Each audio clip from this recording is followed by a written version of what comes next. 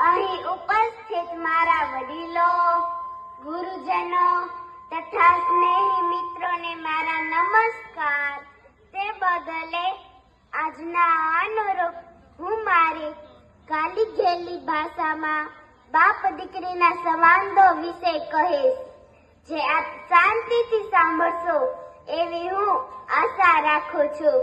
એવી તમન્ના છે મારી ચાંદ બની ચમકવાની, એક આરઝુ છે મારી ગગનમાં વિહરવાની, એક સપનું છે મારું સૂરજની કિરણ બનવાનું, એક ઉમંગ છે મારો આદર્શ દીકરી બનવાનો, એક ઉમંગ છે મારો આદર્શ દીકરી બનવાનો. દીકરી નાની હોય કે મોટી હોય, કેજીમાં ભણતી હોય કે કોલેજમાં, કુંવારી હોય કે પરણિત, પરંતુ મિત્રો દીકરી સદાય દીકરી જ રહે છે. નાનપણમાં પિતા સાથે ચપ ચપ બોલતી હોય, માતાનું માન ન રાખતી હોય, ભાઈને ભાળીઓ ના મૂકતી હોય, બહેન સાથે બાધો બાધ આવતી હોય, શેરીમાં સેમ્પલા ઉડાડી નાખતી હોય, પરંતુ જ્યારે દીકરી મોટી થાય છે ને ત્યારે તે ગંભીરતા ધારણ કરી લે છે. લગ્ન વખતે પીઠી ચોરાણી સહેલીઓ સાથે આમ તેમ મલકાતી હોય છે. તેને ખબર પડે છે કે મારી જાન આ ગામમાંથી શેરીમાં આવી છે. ત્યારે એને વિચાર થાય છે કે મારે આ વહાલનો દરિયો છોડીને પારકાને પોતાના કરવાના છે. પિયરના તમામ સંભરણેના હૃદયના ખૂણે ધરબી દે છે. સાસરિયાવાળા કે ગામવાળા પૂછે છે, વહુ કર્યાવરમાં શું શું લાવ્યા? કન્યાની લાગણીનો અહીંયા કોઈ વિચાર કરતું નથી. સાસરિયામાં આવતી દીકરી બાપના ઘરેથી શું શું લાવી એના કરતા વધુ મૂકીને આવી છે. માં, બાપ, ઘર, સમાજ આ બધું જ મૂકીને આવી છે. આ વસ્તુનો સમાજમાં કોઈ વિચાર કરે ને તો દીકરીના સંસારમાં સુગંધ આવી જાય. હકીકત નવી વહુનું સાસરિયામાં આવવું એ નવા બાળકનો જન્મ લેવા જેવો છે. અત્યાર સુધી બાપના ઘરે હતી કઈ ચિંતા નહોતી, હવે નવા ઘરમાં ચાલતા શીખવું પડશે.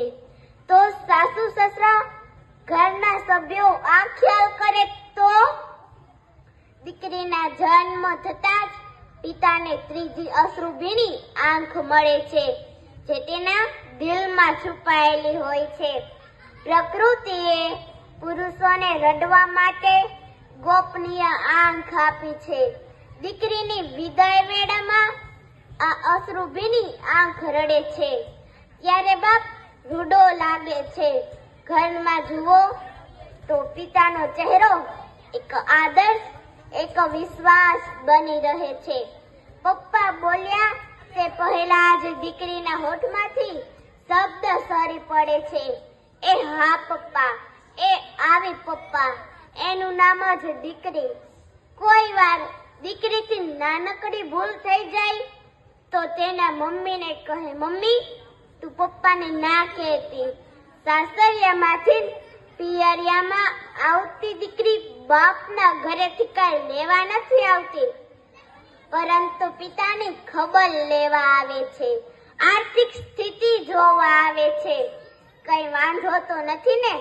પિતાની સ્થિતિ જોઈને ઘરના બધા સભ્યોને સૂચના દેતી જાય છે, મમ્મી તું પપ્પાને આદુવાળી ચા દેજે. ઓ ભાભી, પપ્પાને નાસ્તો અને પાણી દેજો.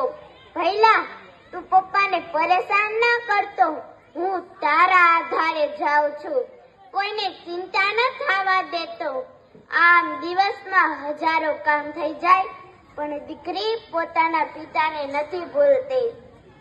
કોઈ વાર પતિ એમ કહે કે તારા પિતાને ફોન કરી ખબર અંતર લઈ લે, ત્યારે દીકરી ખૂબ રાજી રાજી થાય છે.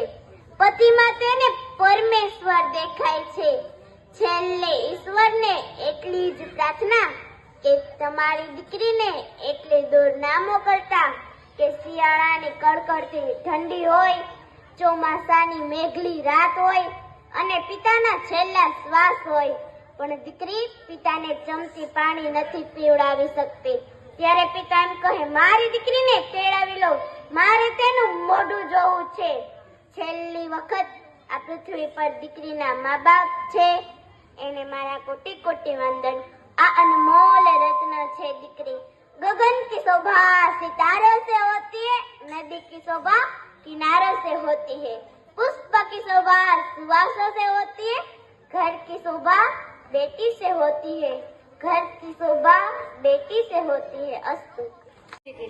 મને મારી દીકરી માટે આ પ્રસંગે બોલવાનું કીધું એ બદલ સિદ્ધુ મંદિરનો ખૂબ ખૂબ આભાર. મને આ રીતે બધાની સામે બોલવા કોઈ પણ ભૂલ થઈ જાય તો માફ કરજો. મારી દીકરીને સિદ્ધુ મંદિર ભણવા મોકલી ત્યારે તમારી જેમ જ સાંભળ્યું હતું કે નિશાળ બહુ સારી છે. દીકરી આટલી નાની ઉંમરમાં અહીં સુધી આગળ વધે એનો અનુભવ પણ ખૂબ સારો છે, હોશિયાર.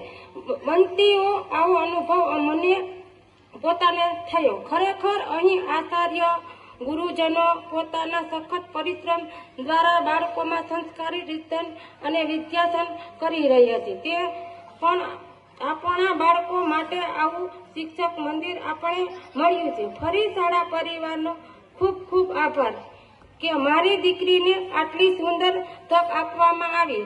માટે જ બાળકોના વિકાસમાં માતા પિતાની ભૂમિકા સૌથી અગત્યની હોય છે. આજે માતા પિતાએ આર્થિક વિકસિત કરતા આપણા બાળકને સ્વર્ગત વિકાસ કર્યો, છતાં વિશાળ શાળા પસંદ કરવી જોઈએ.